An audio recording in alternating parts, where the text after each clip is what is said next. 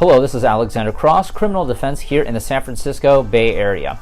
If you'd like to learn more about criminal defense, be sure to subscribe to our channel, Law Offices of Cross and Associates, and feel free to ask questions in the comment section below. So we received an interesting inquiry here on our YouTube channel.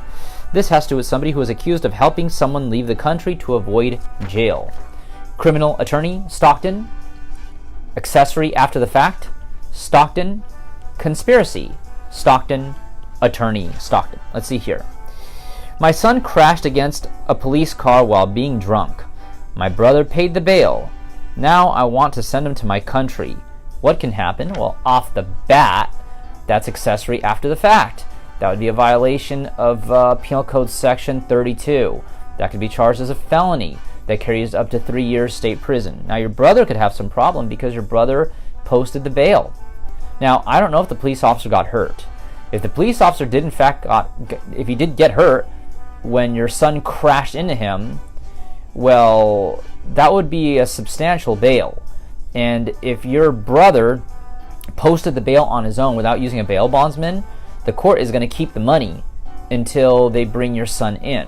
And if he used a bail bondsman, that bail bondsman is going to come after your brother for the 90% difference, because your brother would have just given the bail bondsman that 10%, and they would come back and lend him that 90.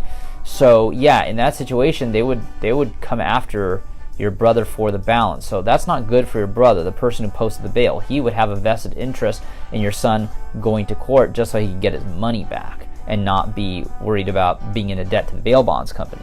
Now, like I said before, let's say your son, yes, he was drunk, but let's say he crashed into the police car, and let's say the police officer didn't get hurt.